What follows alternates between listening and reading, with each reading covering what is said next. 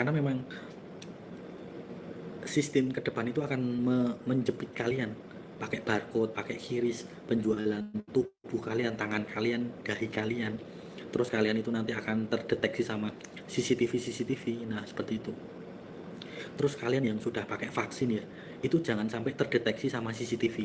Ya, terserah kalian mau menyamar memakai rambut wig atau apa namanya pakai topeng atau pakai kacamata. Jadi tidak terdeteksi oleh apa namanya CCTV. CCTV itu bisa mendeteksi wajah kalian. Jadi kalian pintar-pintarlah ya, kalian yang sudah memakai vaksin ya, apalagi yang memakai vaksin tiga kali lebih ya. Ketika ada CCTV, itu handphone handphone kalian itu harus dinonaktifkan, sinyalnya itu jangan jangan diaktifkan, apa mobile datanya itu jangan diaktifkan. Jadi ya lewat CCTV ya lewat saja, jangan sampai diaktifkan. Nanti antara wajah kalian sama handphone kalian itu akan terkoneksi bluetoothnya. Jadi ketika ada di tempat-tempat umum seperti stasiun atau bandara yang ada CCTV-nya yang ketat itu handphone kalian harus dimatikan. Jadi ya lewat-lewat saja. Terus wajah kalian harus ditutupi. Misalnya saja kalian membawa topeng Power Ranger atau topeng apa namanya helm ya pakai aja itu, atau topi, terus pakai kacamata. Jangan sampai wajah kalian itu terdeteksi atau terbaca sama CCTV. Karena kan CCTV sekarang itu sudah mengkalkulasi orang-orang yang sudah pakai vaksin, orang-orang yang belum pakai vaksin itu mereka deteksi lewat CCTV. Dari wajahnya, dari suhu badannya itu ketahuan semuanya. Makanya kalau kalian itu di tempat-tempat umum itu handphone kalian itu harus dinonaktifkan. Jadi kalau misalnya sudah naik pesawat, sudah naik kereta, ya sudah dinyalakan lagi di perjalanan, baru kalian nyalakan lagi. Seperti itu. Supaya tidak terlacak, tidak terdeteksi keberadaan kalian. Bila perlu kalau kalian itu seperti di bandara atau di stasiun itu memakai topi atau kacamata hitam, pokoknya wajah kalian supaya tidak terdeteksi oleh CCTV itu bagaimana caranya, atau memakai kumis atau ada tompelnya. Seperti itu.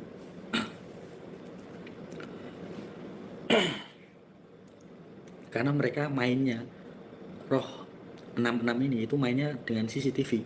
Jadi pendeteksian mereka itu dengan scan wajah kalian, dengan Bluetooth yang terkoneksi dengan handphone kalian, jaringan handphone kalian. Hindari CCTV memang. Seperti itu.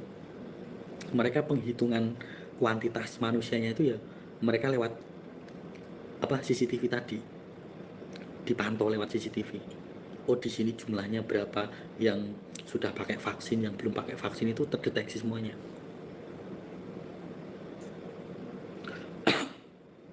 Makanya ya Tuhan itu kan saking sayangnya kepada anak-anaknya ya, itu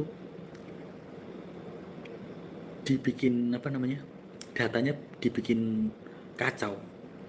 Salah satunya ya melalui bencana alam, supaya tidak terdeteksi di situ terdata manusianya, sampai kakaknya nggak ada, KTP-nya tidak ada, bahkan rumahnya tidak ada. Itu supaya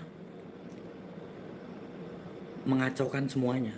Bahkan ketika bencana alam itu kan mereka yang sudah memasang CCTV, bahkan tower-tower di Aceh, di Medan, di Sumatera Barat, Sumatera Utara itu semuanya sudah rusak. Kalau kalian bisa menangkap dari pandangan positif ya, tidak menangkap dari pandangan negatif terus menerus ya, itu rencana Tuhan itu kan memang tidak bisa terselami oleh manusia. Jadi kota itu memang dikacaukan supaya data-data yang sudah terekam oleh CCTV itu hilang semuanya. Ya kakaknya, KTP-nya, posisi rumahnya, tidak tahu lokasinya di mana. Makanya kan kacau semuanya di situ. Pekerjaan Tuhan itu kan tidak bisa diselami. Pekerjaan roh itu kan tidak bisa diselami. Makanya beruntunglah kalian yang ketika terkena bencana itu masih bisa hidup. Bersyukurnya di situ, masih bisa makan, masih ada nyawa, masih bisa menghirup udara, itu sangat bersyukur. Ya karena kalian lolos penyeleksian dari bencana alam, itu lolos. Yang pertama itu. Yang kedua kan kacau balau di situ. Data-data kalian kan hilang dari penangkapan CCTV kan hilang semuanya. Bahkan handphone kalian kan sudah tidak ada, koneksi diri kalian dengan handphone kan sudah nggak ada. Jadi bersyukurlah kalian yang masih hidup. Jangan melihat atau memandang dari bencana alamnya itu, jangan, tapi dari penyeleksiannya. Ya memang sudah aku sampaikan ya dari beberapa minggu atau bulan yang lalu, seleksi alam besar-besaran itu salah satunya ya supaya mengacaukan antena 66 di situ yang sudah mereka dirikan, tower-tower 5G atau 6G ya, seperti itu. Itu kan kacau semua ya, karena bencana alam itu kan kacau. Dan Tuhan itu kan sudah menyingkapkan ketika ada bencana alam, ternyata ada manusia yang serakah di situ. Manusia serakah itu ya memotong atau menebang pohon secara membabi buta. Jadi ya sudah Tuhan singkapkan melalui bencana alam. Oh ternyata di situ kenapa kok ada bencana alam? Ternyata ada orang serakah yang menimbun kayu-kayu untuk mereka jual. Entah itu dijual ke luar negeri, entah itu dijual ke PT-PT atau ke pabrik-pabrik untuk dijadikan misalnya kursi, untuk dijadikan meja, atau dijadikan yang lain, perkakas yang lainnya. Seperti itu. Makanya kan jangan pernah menilai dari bencana alam itu ya negatifnya, dari sisi negatifnya. Apa yang rencana Tuhan atau pekerjaan Tuhan, pekerjaan roh itu tidak bisa diselami oleh manusia. Tiba-tiba saja ya semua terjadi. Tuhan singkapkan, oh begini ternyata di kota itu kenapa kok banyak kayu gelondongan tiba-tiba ada di sungai-sungai, bahkan masuk ke dalam rumah ya. Kayunya itu besar loh, sampai masuk ke dalam rumah, berkumpul di satu sungai, satu jembatan. Nah, saking banyaknya manusia itu serakah untuk menjual kayu-kayu gelondongan itu. Makanya Tuhan itu memberi bencana alam di situ untuk menyingkapkan kondisi manusia itu sangat serakah, sangat amburadul. Seperti itu. Begitu ya. Jadi ada rencana Tuhan yang manusia itu tidak bisa selami. Jangan melihat dari bencananya, alamnya seperti apa, mengurangi populasi penduduknya, jangan. Ya memang seleksi alam itu memang nyata, tapi dibalik hikmatnya tadi, itu banyak orang yang bertobat, banyak orang yang mencari Tuhan. Ketika ada bencana alam, pasti kan orang itu takut ya, ternyata Tuhan itu beneran ada, Tuhan itu sungguh-sungguh ada. Jadi manusia itu kembali lagi berbondong-bondong untuk ya bertobat tadi, mencari hadirat Tuhan. Sekalipun hanya tertinggal nyawa, hanya tertinggal baju di badan saja, handphone tidak ada, KTP nggak ada, KK nggak ada, bahkan rumahnya nggak ada, posisi lokasi rumahnya sudah hilang, tidak punya tempat tinggal lagi. Tetapi hikmat di balik itu membuat manusia yang ada di situ itu bertobat. Pekerjaan Tuhan, pekerjaan roh itu tidak bisa diselami oleh manusia. Tanpa disadari, tanpa secara logika manusia itu hilang. Ya karena diproses oleh alam. Seperti itu. Supaya manusia itu kembali kepada Tuhan. Kan melihat korban-korbannya yang hilang, korban-korbannya yang meninggal, manusia itu kan jadi sadar, jadi naik frekuensinya. Oh, ternyata Tuhan itu ada, ternyata Tuhan itu maha kuasa, oh ternyata Tuhan itu maha pengampun, maha pengasih. Aku masih diberikan nyawa, aku masih diberikan kehidupan, walaupun aku tidak punya identitas diri, tidak punya KTP, tidak punya KK, tidak punya akte kelahiran. Kan semuanya hilang ya, akte kelahiran, KK, KTP, semua kan hilang. Bahkan rumah, tanah, saudara, ayah, ibu, suami, istri, bahkan anak hilang. Kan semuanya diproses. Seperti itu. Supaya apa? Manusia itu bertobat, kembali kepada Tuhan, mencari hadirat Tuhan. Seperti itu. Ya memang sangat berat ya kehilangan orang tuanya, ayahnya, ibunya, anaknya, bahkan pasangannya, istrinya atau suaminya. Tetapi kan di balik itu semua kan manusia akan bertobat. Tidak punya tempat tinggal, tidak punya tanah lagi, bahkan tempat yang dia diami saja sudah tidak tahu lokasinya ada di mana. Semuanya kacau.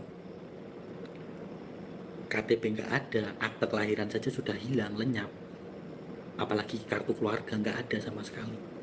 Jadi kan semuanya kembali di reset,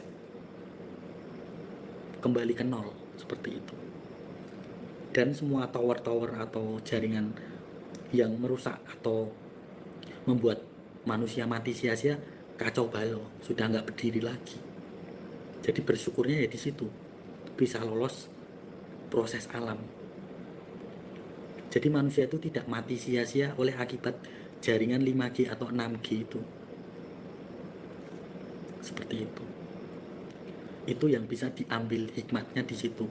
Bukan masalah bencana alamnya seperti apa, itu tidak, tapi manusia itu harus kembali kepada hadirat Tuhan, bertobat, seperti itu. Ya, saking bebalnya manusia kan, ya proses alam itu sangat apa ya, menghilangkan logikanya, menghilangkan akal sehat manusia itu tadi.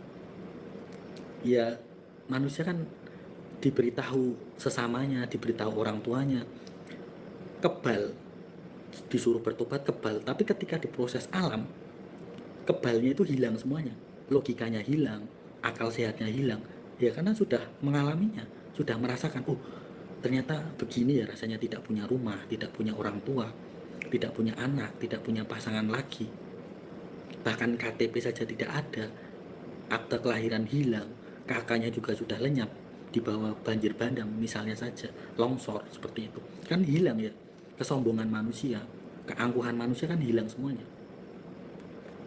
Ya saking bebalnya diberitahu kemarin-kemarin tidak mau bertobat, ya proses alam berjalan seperti itu. Jadi ada hikmat di balik itu semuanya.